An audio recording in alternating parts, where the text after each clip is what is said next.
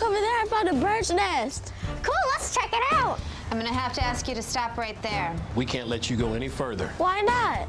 She's a mother bird protecting her eggs. You may think of it as a game, but to an animal, it gets scary the closer you get to their home, especially when there are babies involved. Repeated behavior like that will cause an animal to become anxious, and it may even affect the way they respond to everyday things that happen to them in the wild. It may even cause a bird to abandon its nest. And we just can't let that happen. No, of course not.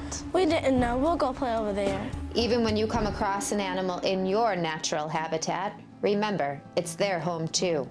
So always be respectful of an animal's space, just like you'd want them to respect yours. Animals have feelings too. Be humane. More information is available at dptv.org/behumane. Brought to you by HEART, developing a compassionate world through education, and the Humane Society of Huron Valley.